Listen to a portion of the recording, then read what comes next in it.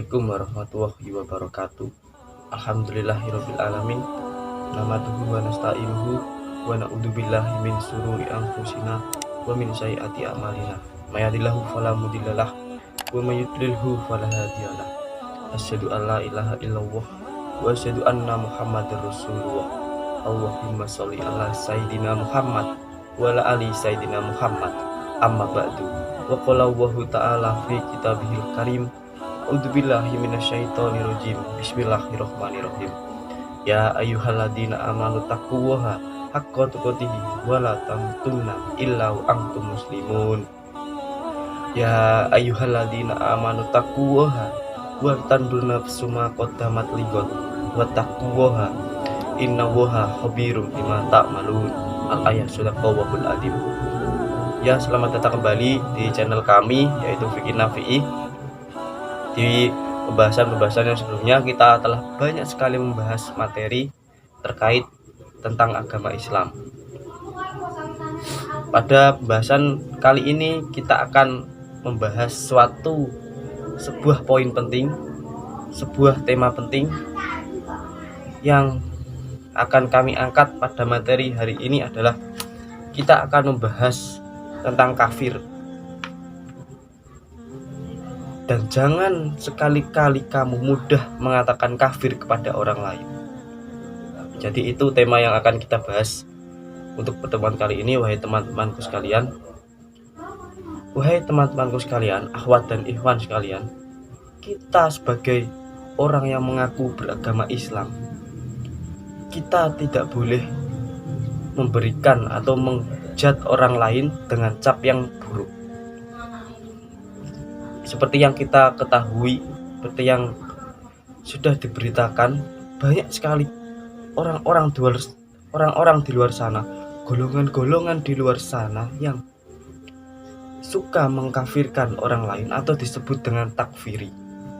Jadi golongan takfiri ini adalah orang yang suka mengkafir-kafirkan orang lain. Jadi apa itu sih kata kafir? Apa makna dari kata kafir? Sebelum kita memberikan cap kepada orang lain, kita harus tahu apa itu makna kata kafir.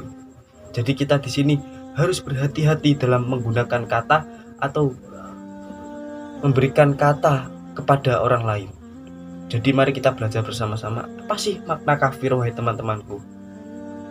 Kafir itu berasal dari bahasa Arab, yaitu kafaro yakfuru, yang artinya menyembunyikan atau menutupi. Jadi kalau ada di sekitar orang kita yang menyembunyikan sebuah kebenaran, itu juga bisa dinamai kafir dalam kata bahasa Arab tadi. Suatu contoh, saya berikan sebuah contoh.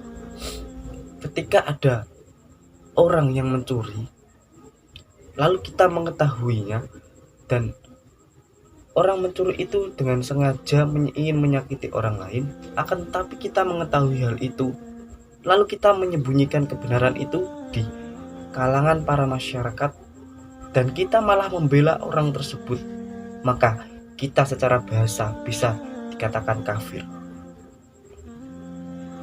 Jadi di sini makna dari kata kafir adalah seseorang yang menyembunyikan atau menutup-nutupi kebenaran yang telah datang kepada mereka. Jadi kita sebagai orang Islam, sebagai orang yang berakal, kita harus mampu menyaring apa itu makna dari kata kafir. Jangan sampai kita itu suka mengkafir-kafirkan orang lain. Suatu contoh saja, ketika ada teman kita yang dari non-muslim atau dari agama Kristen, dari agama Hindu ataupun yang lainnya, kita tidak berhak untuk mengatakan mereka kafir. Karena apa? Karena belum tentu mereka itu kafir. Karena dalam arti kata kafir sendiri itu adalah menutupi atau menyembunyikan sebuah kebenaran. Yang ingin saya bahas lebih lanjut, kafir umumnya itu ada 3. Yang pertama yaitu kafir menyembunyikan tentang kebenaran atau menyembunyikan kebenaran tentang keesaan Tuhan. Yang kedua adalah kafir dalam artian orang tersebut tidak mengetahui secara rinci tentang agamanya. Itu juga bisa dikatakan kafir. Yang ketiga adalah orang yang tidak mau belajar sama sekali dan mereka selalu menuduh orang lain dengan sebutan kafir dan dia padahal tidak tahu apa arti dari kafir itu sendiri. Jadi di sini kita ketika ingin berbicara, ketika ingin melontarkan sebuah pembicaraan, kita harus mampu berpikir, kita harus memikirkan setidaknya yang kita katakan itu menyakiti hati orang lain atau tidak. Apalagi sekarang banyak-banyak isu-isu, banyak-banyak berita gimana orang suka mengafirkan orang lain. Orang yang satu mengafirkan orang yang lainnya. Dimana orang Islam suka mengafirkan orang Islam lainnya. Orang Islam suka mengkafirkan orang non-Muslim. Yang perlu kita garis bawahi di sini, wahai teman-temanku, kita dilarang untuk sesama Islam dan Islam itu dilarang menyebut sebagai kata kafir. Apalagi orang Islam dengan non-Muslim. Jadi kita itu dilarang mengucapkan kata kafir itu kepada orang Islam maupun non-Muslim. Apalagi kita banyak sekali peristiwa di mana ada orang Islam yang sering mengkafirkan orang non-Muslim karena dalam konteks orang non-Muslim itu tidak dalam lingkup agama Islam. Oleh karena itu dikatakan mereka sebagai kafir. Itu adalah sebuah pemahaman yang sangat salah menurut saya. Itu adalah pemahaman yang sangat dangkal sekali dalam penggunaan kata kafir. Dimana tadi sudah saya jelaskan bahwa kafir adalah menutupi, menyembunyikan sebuah kebenaran yang datang kepadamu. Jadi di sini saya ingin menekankan, wahai teman-temanku, sebelum kita menggunakan kata kafir, kita harus pelajari betul apa itu kata kafir dan apa makna kata kafir itu sendiri. Jangan sampai kita mencap orang lain kafir tapi kita tidak tahu apa arti kafir itu sendiri. Suatu contoh, ketika ada teman kita yang dari non-Muslim atau dari agama Kristen, Hindu, Buddha dan yang lainnya, kita sebagai orang Islam langsung mencap dia sebagai orang kafir karena dia tidak dalam lingkup agama Islam. Itu adalah sebuah pemahaman yang sangat salah menurut saya. Karena ketika kita mengucapkan kata kafir itu kepada orang lain, bisa saja orang lain itu merasa tersakiti dengan perkataan kita. Oleh sebab itulah, wahai teman-temanku sekalian, kita di sini adalah dituntut Allah Subhanahu wa taala untuk menjaga lisan kita. Sebelum kita berbicara, kita harus menjaga lisan kita. Kita tidak boleh menyakiti orang lain dengan perkataan kita. Jadi, kita di sini tidak boleh mengatakan sembarangan orang lain itu kafir. Toh kita dalam agama Islam juga ada orang kafir dalam agama Islam. Jangan salah paham dulu, kalau sebagai agama Islam kita mengaku sebagai orang yang paling bersih dan orang yang paling suci. Dalam agama Islam pun orang yang tidak menaati perintah Tuhan itu juga dikatakan kafir. Sebuah contoh, saya berikan ilustrasi contoh agar kita semua bisa memahaminya. Ketika ada ayat yang mengatakan bahwa janganlah kamu menyakiti orang lain, janganlah kamu membicarakan aib orang lain. Ketika ada ayat itu yang diturunkan kepada orang-orang yang beriman, akan tetapi orang yang membaca itu tidak mau mendengarkannya dan itu dari golongan Islam, maka orang Islam tersebut ketika tidak mau mengikuti ayat tersebut dan malah membicarakan aib orang lain, malah selalu menjelek-jelekan orang lain, maka itu juga dikatakan kafir. Karena di sini dia sudah menyalahi aturan, di mana kafir adalah orang yang menutupi kebenaran yang datang kepadamu. Jadi ketika ada kebenaran yang datang dari kita, dari Allah, ataupun dari nabi, tapi kita tidak mengikuti kebenaran itu, maka kita bisa dikatakan kafir. Jadi kita sebagai orang Islam, jangan kita selalu atau memudah mengatakan kafir kepada golongan-golongan lain, karena belum tentu yang kita katakan itu benar, wahai teman-temanku sekalian. Dimana Allah pun tidak ada paksaan dalam untuk memilih jalan agamanya sendiri. Di sini Allah pun berfirman tegas dalam surat Al-Kahfi ayat 29 yang berbunyi, "Man syaa falyakfur, man syaa falyu'min." Yang artinya, barang siapa yang kafir, kafirlah, dan barang siapa yang beriman, maka berimanlah. Dari ayat ini kita bisa belajar, wahai teman-teman sekalian, bahwa Allah saja tidak memaksakan kehendaknya kepada para hambanya, bahwa yang beriman ya silahkan beriman, akan tetapi yang kafir ya silahkan kafir. Akan tetapi itu semua akan dimintai pertanggungjawaban kelak di hari akhirat nanti. Jadi di sini kita tidak boleh, ketika ada teman kita yang tidak beragama Islam, kita tidak boleh mengecapnya sebagai kafir, karena Allah sendiri pun melarangnya. Yang beriman berimanlah, yang kafir kafirlah, karena itu adalah hak prerogatif Allah ketika hari di akhirat untuk menentukan siapa yang benar dan siapa yang salah. Di sini manusia tidak mempunyai pengetahuan atau tidak berhak untuk menentukan siapa yang benar dan siapa yang salah. Jadi di sini saya ingin menekankan bahwa penggunaan kata kafir harus kita gunakan sebaik-baiknya, dan harus kita gunakan dalam situasi dan kondisi yang sebaik-baiknya juga. Kata kafir bisa digunakan ketika dalam kondisi tertentu saja. Sebuah contoh, ada orang ketika sudah menerima kebenaran tentang Allah. Jadi di setiap zaman itu diutus para nabi, wahai teman-temanku. Jadi ketika ada orang yang sudah diajarkan oleh nabi bahwa Allah itu esa, bahwa Allah itu tunggal, akan tetapi ketika orang itu tidak mau menerima kebenaran itu, maka itu bisa jadi kita katakan sebagai kafir. Karena konteks kafir yang sudah kita bahas tadi adalah menutupi kebenaran yang datang kepadamu, baik itu dari Allah, nabi, ustadz, atau ulama.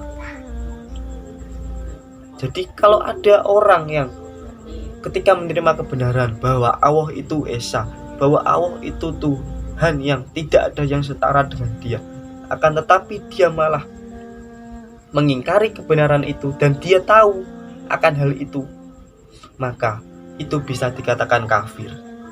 Jadi di sini kita harus memahami dengan betul bahwa kafir itu tidak bisa kita katakan dengan sembarangan.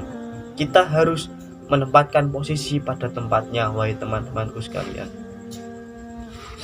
Dan di sini Nabi Muhammad pun pernah memberikan sebuah pengajaran bahwa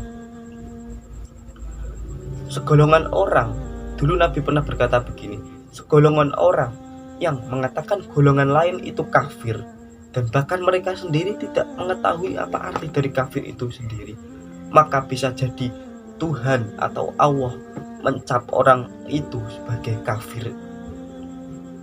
Jadi di sini kita harus paham betul apa arti kafir. Jangan sampai kita salah menempatkan kata kafir itu di kalangan para masyarakat umum. Apalagi kita Indonesia adalah negara yang berbagai macam agama yang ada di dalamnya.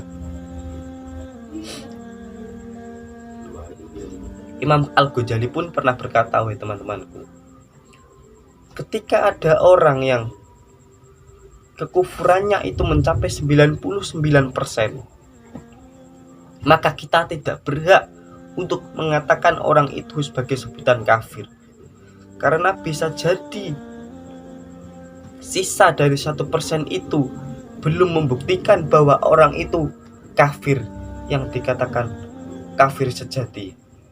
Jadi Jadi perlu kita sadari bersama bahwa orang Islam saja bisa saja kafir karena orang tersebut tidak mau belajar. Suatu contoh, ketika Allah memberikan nikmat yang begitu luar biasa kepada orang tersebut, akan tetapi orang tersebut tidak mau membelanjakan hartanya untuk menyedekahkan hartanya kepada orang lain, atau bisa disebut dengan kata kikir, maka orang Islam tersebut bisa dikatakan kafir. Dimana ketika ada orang Islam sudah diberi harta kekayaan, sudah diberi jabatan, tapi dia tidak mau menyedekahkan hartanya di jalan Allah, maka itu bisa dikatakan kafir. Jadi di sini kita harus hati-hati, wahai teman-temanku sekalian. Jangan, walaupun teman kita itu non-muslim, kita tidak berhak untuk mengatakannya orang tersebut kafir, mengatakan teman kita kafir, karena mereka juga punya hati, mereka juga punya perasaan. Ketika kita melontarkan kata-kata yang tidak enak, maka mereka juga akan merasa tersakiti. Dan itu adalah sebuah dosa besar dalam agama Islam, di mana agama Islam adalah agama rahmatan lil alamin, di mana agama Islam adalah agama yang membawa pesan pada perdamaian, di mana agama Islam adalah agama yang membawa pada keselamatan, di mana Allah berfirman dalam surat Al-Anbiya ayat 107, wa ma arsalnaka illa rahmatan lil alamin, dan Allah itu tidak mengutusmu wahai Muhammad kecuali untuk menjadi rahmat bagi semesta alam. Jadi Islam ini bukan agama untuk orang Islam saja, tapi Islam adalah agama untuk seluruh alam semesta ini. Jadi di sini saya ingin menekankan kembali bahwa saya tidak akan bosan-bosan untuk menekankan kata ini. Jangan sekali-kali kita menggunakan kata kafir dengan sembarangan. Itu akan berdampak sangat berbahaya. Walaupun itu adalah hal yang jarang diketahui oleh orang pada umumnya, tapi ketika orang sudah mengatakan kata kafir, sudah melontarkan kata kafir kepada orang lain, maka itu akan sangat berbahaya sekali dampaknya, wahai teman-temanku sekalian. Bisa jadi itu akan menimbulkan sebuah perpecahan, akan menimbulkan sebuah kedengkian antara yang satu dengan yang lainnya. Dimana Allah pun berfirman dalam surat Al-Mumtahanah ayat ke-8 yang berbunyi, A'udzubillahi minasyaitonirrajim, Bismillahirrahmanirrahim, la yanhakumu wahu anil ladina lam yuqatilukum fid dini walam yukhrijukum min diyarikum antabiruhum wa tuqsitu ilaihim innallaha yuhibbul muqsitin. Sadaqallahul adzim. Yang artinya, Allah tidak melarang kamu untuk berbuat baik dan berlaku adil terhadap orang-orang yang tiada memerangimu karena suatu agama, dan tidak pula mengusir kamu dari negeri kamu. Sesungguhnya Allah menyukai orang-orang yang berperilaku adil. Apa yang bisa kita ambil dari ayat ini, wahai teman-temanku sekalian? Ayat ini menekankan bahwa ketika ada orang non-muslim itu tidak memerangi kita, kita tidak berhak untuk memusuhi mereka ataupun mengusir mereka. Suatu contoh, ketika ada teman kita dari non-muslim dan itu tinggal di negeri kita ini, tinggal di dekat rumah kita, maka kita tidak berhak untuk mengusir mereka. Bahkan Allah memerintahkan untuk kita untuk mengajak mereka, mengenalkan mereka tentang Allah Subhanahu wa Ta'ala.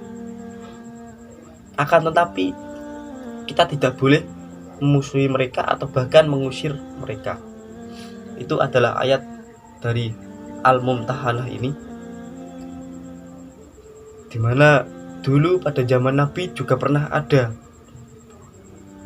diskusi antara Nabi dan kaum Nasrani, dimana dulu diskusinya dilakukan di sebuah masjid, dimana kaum Nasrani datang ke masjid kaum muslimin untuk berdiskusi tentang akhlak